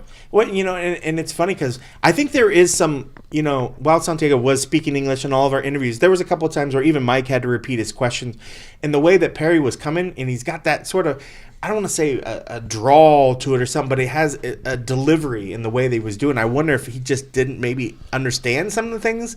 But you can still, even if you don't understand what somebody's saying, you can get the body language. You can get the gestures. You understand that even if he's getting 3 out of the 10 words that he's throwing at me, he could probably get it that this dude's talking shit in my face, you know. And I think he was taken back, but also he took it in stride. I mean, he took it a lot cooler than what I would take it if I was up there. I'd be like, really? For real?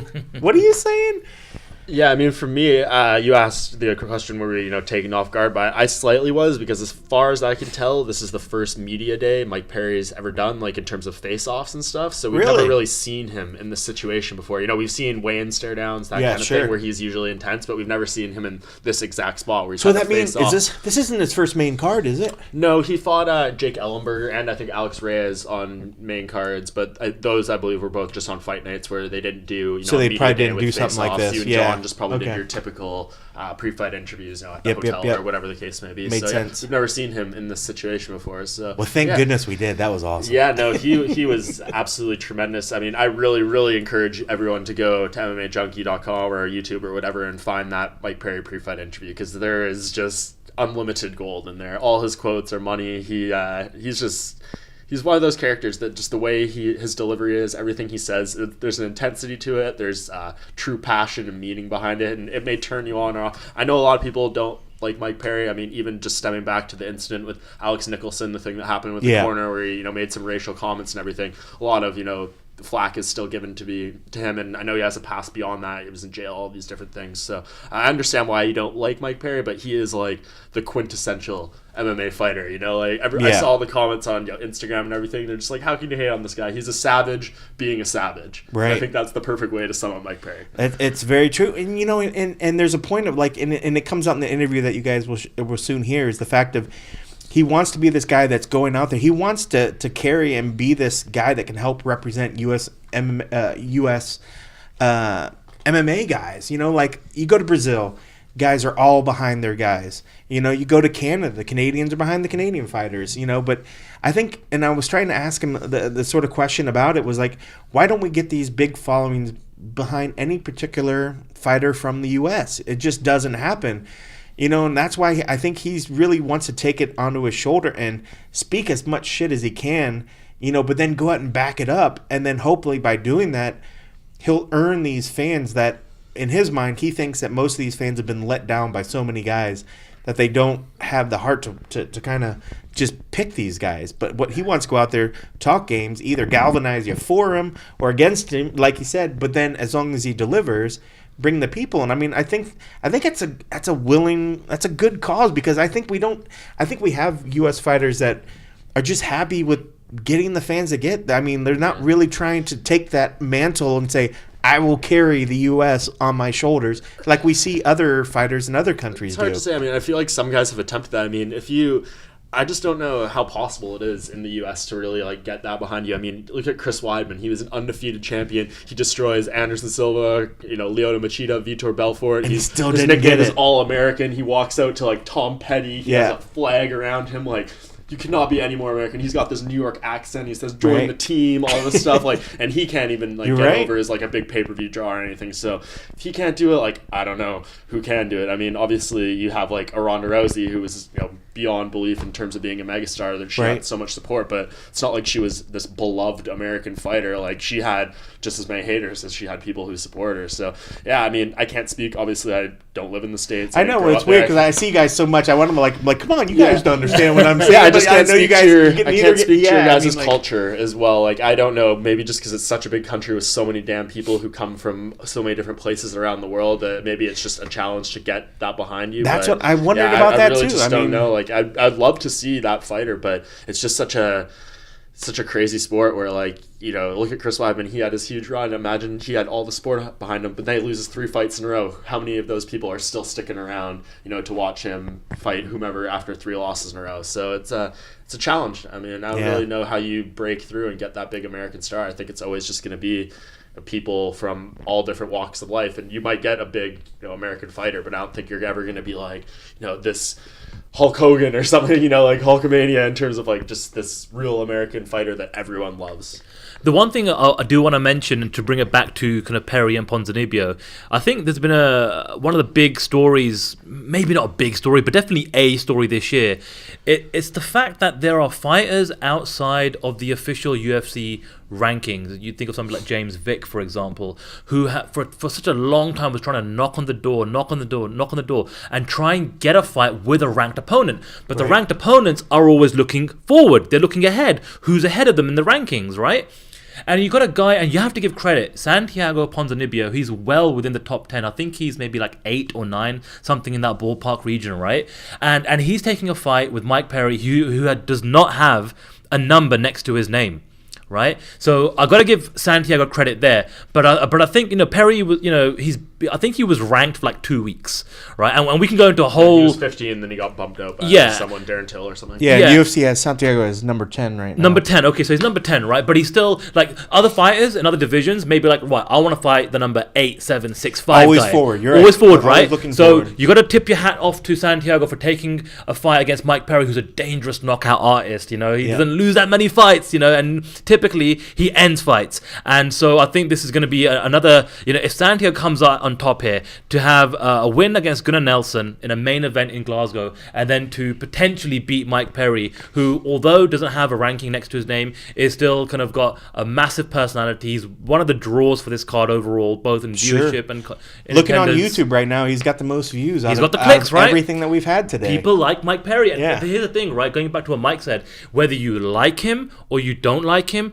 people are not indifferent about Mike Perry. They're emotionally invested one way or another, and that's the sweet spot, because that means people are willing to watch you fight. And hopefully down the road, if he continues to win, maybe people will pay $60 on pay-per-view to watch you fight, if you can really go that far in this sport. I agree. Well, before we hand it off and finally go to the Perry, because what I'm going to do is we're going to play the Perry interview, and then we'll just hand it back off to John, who's patiently waiting for us. Not really, but in the world of editing, it sounds right. But just give you one last chance. Final thoughts on the card.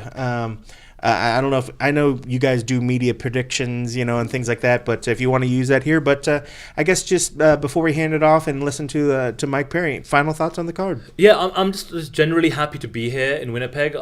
This is my first event to experience a Canadian crowd.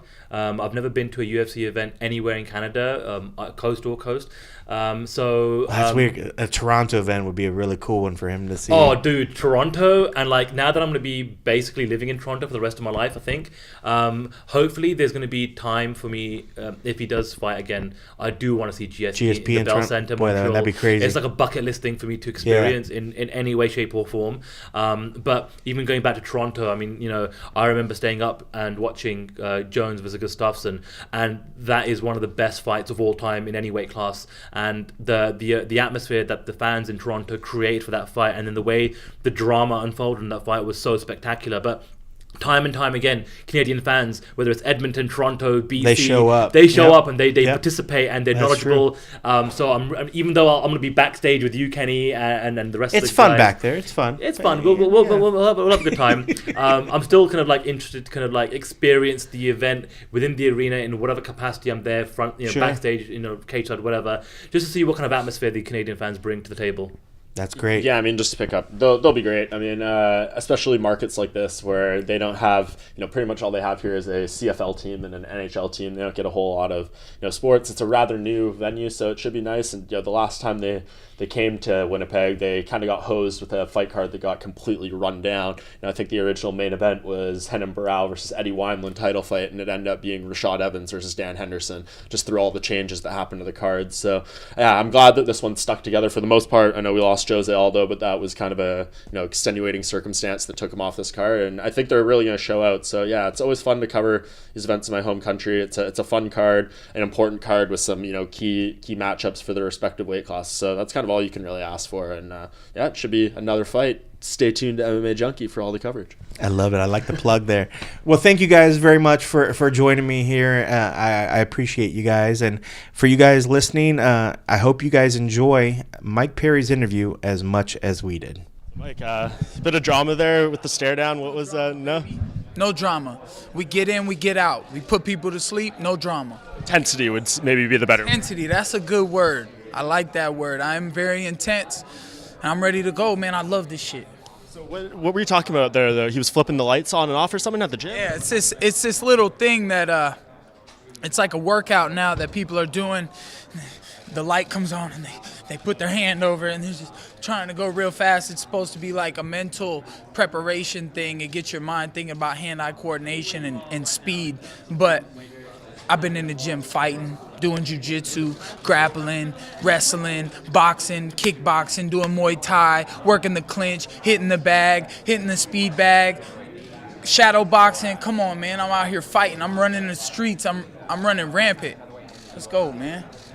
Are you impressed by Santiago's run at all? 5 wins in a row. He's been doing pretty well in the UFC for himself over these past few years. Yeah, it's impressive. He's a knockout artist. I respect what he's done. I love that I got me a tough opponent. And I've said it before, if you follow me on social media at Platinum Mike Perry on Instagram, that the tougher the opponent, the better the me you're going to get. I've never been at my best. You've never seen the best that I have to bring to the table. And the tougher the opponent, the better you're going to get. There's another tough opponent on this card, Danny Roberts, that me and him had a banger. And Santiago had a good fight with Safadine, whatever his name is.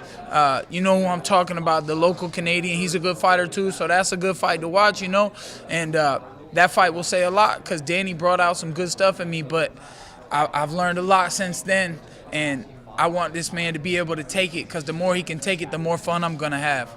Did you watch his last fight with Gar Nelson?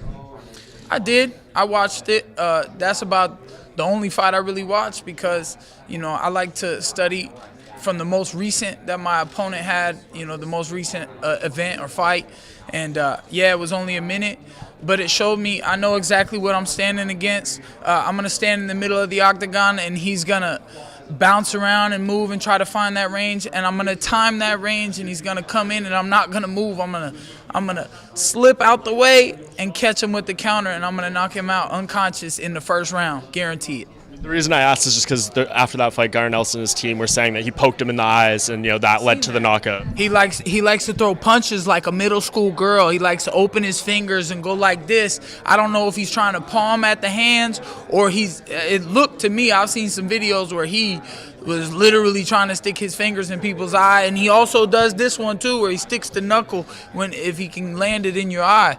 I like that. Come with it, bro. Let's see if your finger goes in my mouth, it might get bit off. I don't know.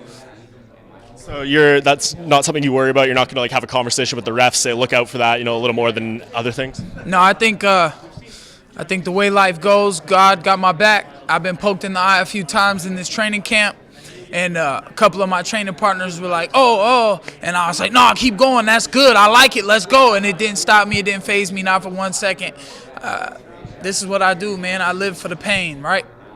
Yeah. Are you pleased with the way the UFC's got behind you? It seems like, for someone with only 5 fights in the organization, you're getting, a lot of push, a big platform, Fox card and everything. Is this how you expect it to go, or maybe it exceeds your expectations a little bit for this point?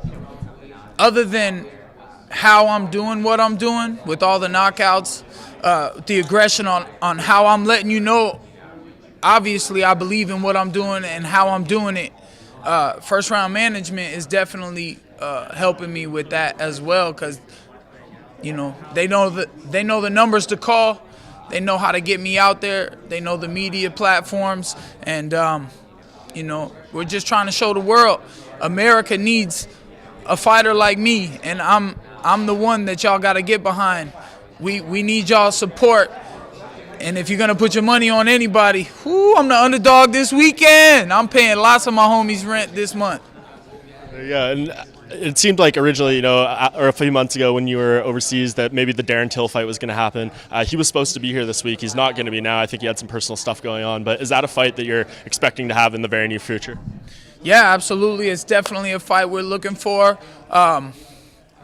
But we'll see if he's man enough to come to my hometown. He wants me to wait till March, UFC London. Who wants to come fight me at UFC Orlando at the Amway Center in my hometown? Who's man enough to face me in front of my people? I'm man enough to go to anybody's town, face them in front of their people. It don't change nothing for me. It's just going to be more embarrassing for you.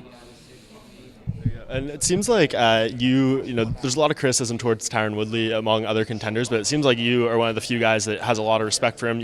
Every time you talk about him, it's very positive. Why do you have that outlook on Tyron, as opposed to how some other people view him as a champion? I believe Tyrone is better than Tyrone believes he is. I believe he's a great champion, and really it's not his fighting ability that I respect so much. It's the family man that he is, the businessman that he is, the people person that he is. Those are all great things that a champion should have, and those are the things that I look up to. But when you look at him, are you still thinking in the back of your head, that's a beatable guy that I'm gonna, eventually want to take the title from? Everybody can go to sleep, and if I put this hand on your chin, that's what's gonna happen. You mentioned the U.S. fans and trying to get the U.S. fans around you. Other countries like Brazil, they seem to rally around their fighters better than what most fans in the U.S. do. Why do you think that is, and what will it take to get the U.S. to start rallying around their fighters? Is it because they have too many fighters in the game, and what do you think the issue is? I don't know if it's too many fighters or, maybe they've been let down so many times. They put their faith in someone. I mean, Floyd Mayweather was the best American fighter, and he was a boxer. MMA fighters come in here, they don't get the knockouts like I'm getting, and, when you expect them to win, they let you down.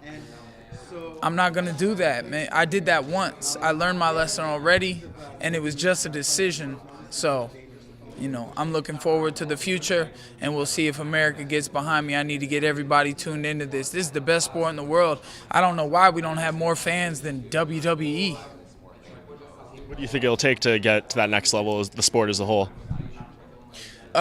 Letting everybody know what I'm doing here. That's what it is. That's the reason that me talking is getting me where I'm going, because I'm telling people what's gonna happen, and then when it happens, they starting to realize, okay, this ain't no joke. So I'm just trying to grab their attention, and when they're paying attention, do something spectacular.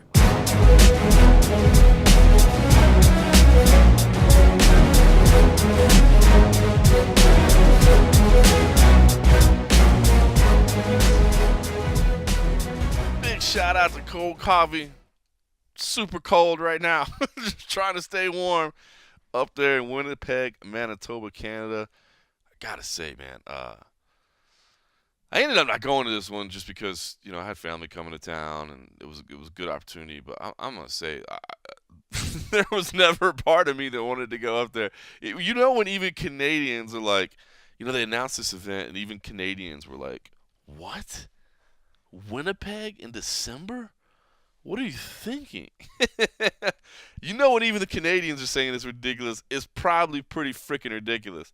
So glad I'm not up there, but I will be working. My mom flies back home on Friday, so I will be working from my office. I'll be watching it on TV, and I gotta say, this is a pretty damn good card. It doesn't sound like ticket sales are doing too terribly great up there in Winnipeg, but I not being there, I don't know that 100% for certain. I don't know what the logic behind that is. I mean, maybe it's just so damn cold, people don't want to get out, or maybe being so close to the holidays. It's The year-end event here in Vegas, it's a tough sell sometimes. I mean, I don't know.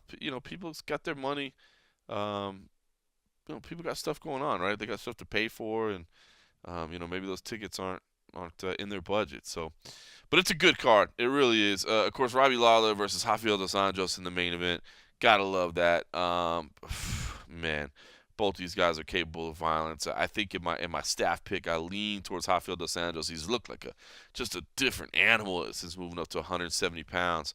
But Robbie Lawler can just bang with the best of them, man. I was watching the Countdown show the other night, man. When you really just put his career in perspective, just amazing what he's accomplished, and amazing that he's still competing at such a high level, and still reinventing himself, still looking to improve. Not just resting on his laurels and wanting to have a couple of money fights and go away. He's still competing at a high level. So incredible stuff there. Josh Emmett, tough task for Josh Emmett against Ricardo Lamas, but props to Josh Emmett for stepping up. Of course, Lamas was getting ready for Jose Aldo. For Emmett, hey, you take the shot, right? You put yourself on the radar. And if you lose, I think the UFC says thanks for doing us a solid. We appreciate it, and no harm, no foul there. But stepping up into the big time.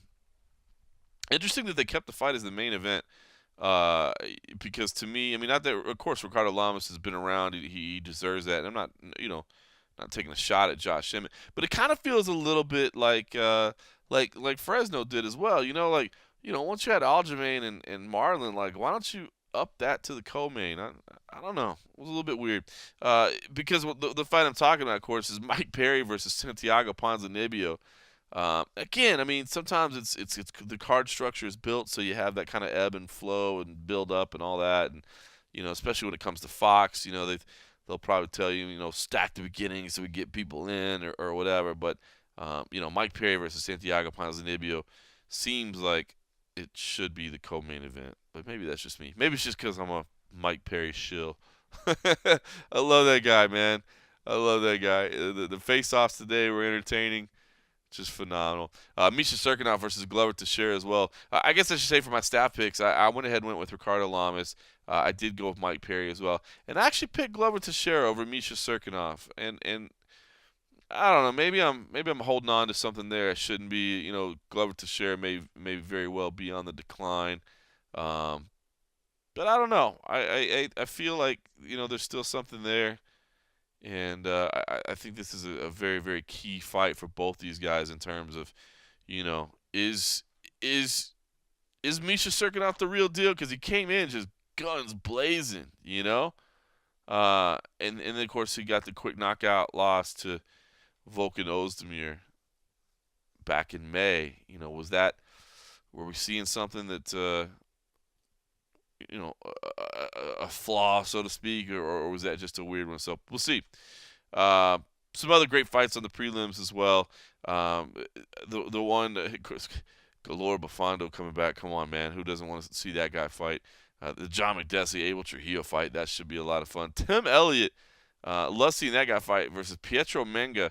Our good buddy Simon Head over in the UK has been very, very high on Pietro. So he's stepping in on short notice as well. And then down there on Fight Pass, how about for Fight Pass? Jordan Meehan versus Eric Silva and Danny Roberts versus Norden Taleb. It's not a bad little Fight Pass lineup there. So a lot of good fights. Again, I think this is one of those cards that looks like it could be entertaining when you're just looking at the matchups. I think it could be a lot of fun. So we shall see. I'm looking forward to it. In the meantime, what I'm looking forward to is going to spending a little more time with my family. So apologies for maybe a little bit of an abbreviated version of the MMA Roadshow this week and relying on my friends to help me out. But, hey, I got to be a little selfish and enjoy the holiday season, right? I tell you what, even though I'm not going to be on the ground, I'm going to try to do a little and a half. I just love talking about the fights. So, provided everything's going okay, definitely look for that. I'll do it and a half every week if I can. That's the plan. I just love react, man. I need somebody to talk to as well, man. I'm usually by the time the fights are over, my wife and kid are asleep, and I just need to talk to somebody. So, might as well talk to you guys. Hope that's okay. Hope you guys are enjoying the start of your holiday season as well. Hopefully you're getting a little family time. We're going to keep coming at you all the way through this month, man. We haven't missed a week yet, and that's not going to start now. So we're going to keep it going. But in the meantime, thank you very much for listening.